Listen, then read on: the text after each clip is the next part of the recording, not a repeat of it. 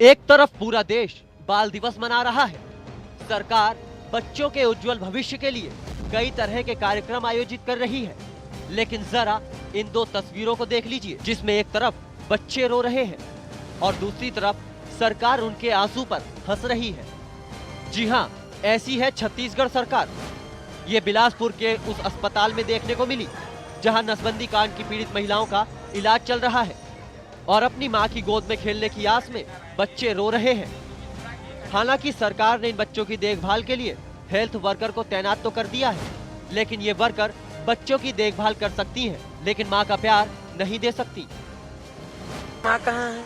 इसकी माँ यहीं है, अस्पताल में भर्ती हाँ। है। कब से अपनी माँ की गोदी में नहीं जा पाई है ये बच्चे?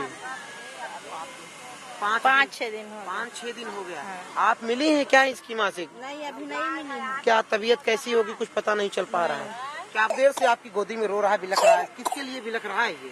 शायद अपनी माँ के लिए। अब बच्चा है तो माँ के लिए ही वो करेगा। माँ के लिए बिलख रहा है। दूसरी तस्वीर है उसी अस्पताल में पीड़ितों को देखने आए स्वास्थ्य मंत्री अमर अग्रवाल की, जो इस कांड के जिम्मेदार माने जा रहे हैं। लेकिन आप खुद ही देख लीजिए, इतना बड़ा कांड हो गया, दर्जन भर से ज्यादा महिलाओं की मौत हो गई। बाल दिवस के मौके पर कई बच्चे अनाथ हो गए, कई महिलाएं अस्पताल में जिंदगी और मौत की जंग लड़ रही हैं, लेकिन मंत्री जी के चेहरे पर थोड़ी भी शिकन नहीं है, थोड़ा भी गम नहीं है। वो हंस रहे हैं, खिलखिला रहे हैं, अस्पताल में भी पूरी तरह से खुश दिखाई दे रहे हैं। इससे आप खुद ही अंदाजा लगा सकते हैं, जिस प्रदेश में स्वास्थ्य विभाग का मुखिया इतना संवेदनहीन हो, उस प्रदेश के डॉक्टर कसाई क्यों ना हो। Kamlesh Pandey, India news, Bilaspur. India news की मुहिम ने असर दिखाया है। महावर फार्मा के संचालक को गिरफ्तार कर लिया गया है, साथ ही उसके बेटे को भी भेजा जाएगा। तो यहाँ से सैंपल लेकर के आप कहीं और भेजेंगे, प्रोसेस तो यही होता है। उसका रिपोर्ट आने में समय लगता है। हाँ, अभी आप लोग सैंपल कलेक्ट कर रहे हैं। प्रशासन पहुंचा और फैक्ट्री देखी तो अफसरों के होश उड़ गए, क्योंकि फैक्ट्री जमीन से 15 फीट नीचे तह खाने में चल रही थी। खम्बार की वीआईपी स्ट्रीट के जिस बंगले में दवाई बन रही थी, उस जगह पर कंपनी के पास दवा बनाने का नहीं बल्कि गोडाउन का लाइसेंस है। लेकिन यहाँ नियमों को खूंटी पर टांग कर धड़ल्ले से दवाई बनाई जा रही थी। 1996 से फैक्ट्री में दवा बन रही है। दवा में कौन से तत्व मिलाए जाने हैं, कितनी मात्रा में मिलाने हैं, दवा की टेस्टिंग, सब कुछ एक केमिस्ट के जिम्मे है, जिसका नाम है संतोष।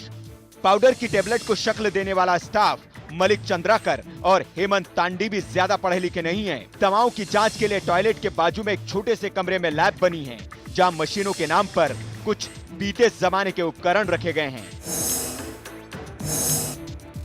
कार्रवाई के नाम पर कंपनी की दवा को सरकार ने बैन कर दिया, फैक्ट्री को भी ताला लगा दिया, लेकिन मालिक के खिलाफ कोई कार्रवाई नहीं की गई।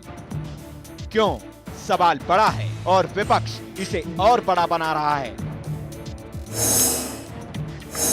ये तो सबसे शर्म की बात है कि इतने लोग मर रहे हैं और स्वास्थ्य मंत्री पान चबाते हुए हंस रहे हैं।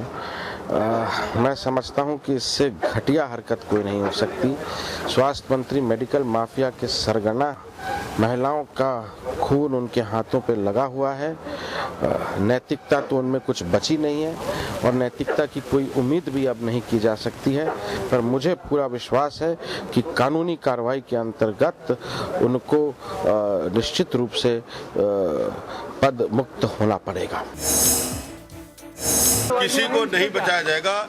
जहां तक दवाई का है, उस बैच की पूरी दवाई को सील किया गया है और जो भी दवाई सप्लायर है, मैन्युफैक्चरर है, सख्त से सख्त कार्रवाई उनके खिलाफ करेंगे। सीएम साहब भी कह रहे हैं दवाई कंपनियों पर भी कार्रवाई होगी, लेकिन कब, न उन्हें मालूम है न जनता को। जब से राज्य बना है, प्रदेश में बिना जांच पड़ताल दवाई कंपनियां अपनी दवाएं खपा रही है। इस बार तो हद हो गई, लेकिन शायद सरकार के लिए यह हद बेहद नहीं है। कमलेश पांडे, इंडिया। कौन कौन दोषी है? न्यायिक आयोग के सामने ये सवाल हैं। घटनाओं का दोहराव रोकने के लिए आखिर क्या कुछ उपाय किए जा सकते हैं? प्रदेश में परिवार कल्याण कार्यक्रमों में लैंगिक समानता के लिए सुझाव लोक महत्व के ऐसे बिंदु जिनकी जांच करना आयोग जरूरी समझे। शिविर में मानक प्रक्रियाओं का पालन किया गया, ये भी अहम सवाल है।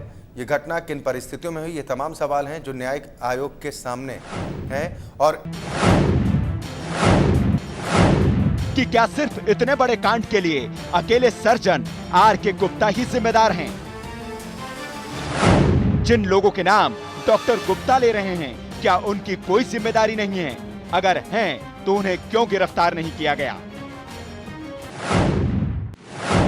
उसके लिए मैं कुछ नहीं जानता कि क्यों दोषी बनाना चाहते हैं। मेरे को यही लगता है कि सब लोग अपने अपने को बचाने के लिए, जितने भी शासन में मौजूद हैं, मैं नाम किसी को नहीं लेना चाहता, अपने आप को बचाने के लिए केवल मेरे को बलि बकर बनाया जा रहा है।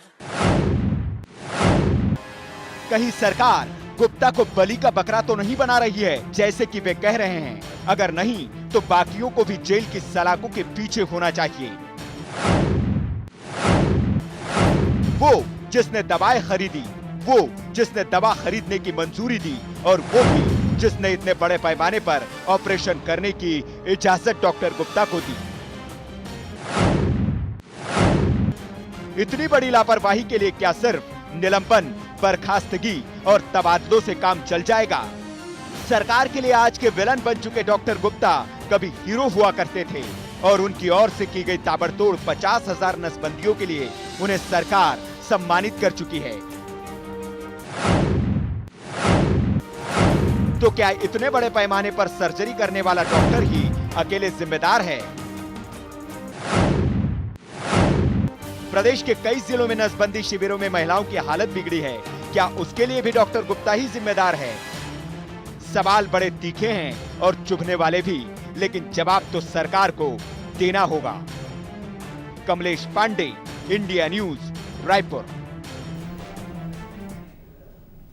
इंडिया न्यूज ने आपको बताया था कि कैसे अधिकारी नसबंदी कांड के सबूतों को मिटाने में जुटे हैं, लेकिन हैरत की बात यह है कि सीएम ने सबूतों से छेड़छाड़ करने वाले अधिकारियों पर कोई कार्रवाई नहीं की। तो क्या यह समझा जाए कि यह सब उनके इशारे पर हुआ?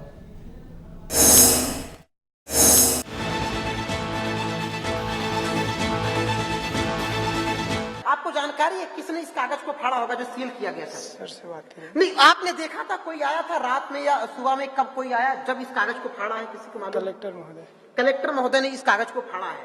और कौन कौन साथ में कलेक्टर महोदय के साथ में आया था? एसडीएम महोदय आए थे। स्याह रात में डीएम साहब सरकारी अमले के साथ इस ऑपरेशन थिएटर में क्यों आए थे? बच्चे से भी पूछा जाए तो जवाब आसानी से मिल जाएगा, लेकिन नसबंदी कांड को सुलझाने में उलझे और व्यस्त सीएम साहब की नजर शायद इस ओर नहीं जा रही है। इस सीन को देखिए, तहसीलदार महोदय ने सबूतों के साथ छेड़छाड़ न हो इसलिए ओटी को सील कर दिया था और अपने हस्ताक्षर वाला कागज चिपकाकर इसे कोई खोल न सके इसका इंतजाम भी कर दिया था।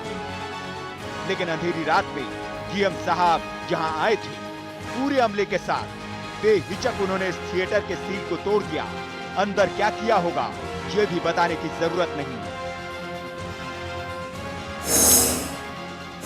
जो दवाइयां जो इस्तेमाल की गई थी, उन दवाइयों को और सबूतों के साथ में छेड़छाड़ किया गया। हम ठीक पीछे उसके खड़े हैं, नेमीचंद अस्पताल हमारे ठीक पीछे, और ये तस्वीरें देखिए। देर रात जैसा कि पुलिस के ऑफिसर यहाँ पर जो ड्यूटी मौजूद है उनसे हमारी बातचीत हुई, वहां उन्होंने बताया कि कलेक्टर और एसडीएम आए थे और दरवाजा खोलकर जिसको सील किया गया था ऑपरेशन थिएटर को, वहां से तमाम दवाइयों और संसाधनों को लेकर आए थे। ओटी के पीछे ये दवाइयां किसने जलाई? किसने सबूतों को मिटाने की कोशिश की? ओटी की सुरक्षा में तैनात पुलिस के जवानों को मालूम नहीं है। ऑपरेशन थिएटर था जो सील किया गया था, उसको किसने खोला है? आपकी, क्योंकि सुरक्षा की जिम्मेदारी आपकी थी, तो आपने जरूर देखा होगा किसने खोला है। कलेक्टर साहब आए थे उस समय, मतलब देखे हैं वहाँ का क्या क्या सामान वगैरह क्या क्या यहाँ से वो उसके बारे में मेरे को जानकारी नहीं। सीएम साहब कह रहे हैं जांच होगी, क्या खाक जांच होगी? जब सबूत ही नहीं होंगे तो गुनहगार कैसे पकड़े जाएंगे? सबूतों को साफ करने के अभियान पर जुटा है सरकारी अमला और सीएम साहब जांच का राग आलाप रहे हैं। लेकिन जनता को जांच नहीं सीएम साहब, कार्रवाई चाहिए। इस सील कमरे को गुपचुप तरीके से खोलने वाले अधिकारियों पर कब कार्रवाई होगी? सबूतों को जलाने वाले कारिंदों पर कब कार्रवाई करेंगे आप? या फिर उन्हें भी सरकारी इनाम से नवाजा जाएगा? सीएम साहब, जवाब का इंतजार रहेगा। Kamlesh Pandey, India news, Raipur. और इंडिया न्यूज की मुहिम ने असर दिखाया। महापर फार्मा के संचालक को गिरफ्तार कर लिया गया, साथ ही उसके बेटे को भी गिरफ्तार किया गया। दरअसल इंडिया न्यूज ने ये दिखाया था कि ये वही कंपनी है जिसमें इस दवा को तैयार किया गया था। ऑपरेशन के बाद जो दवा वितरित की गई थी इन महिलाओं को, जिनमें से 15 महिलाओं की मौत हो गई।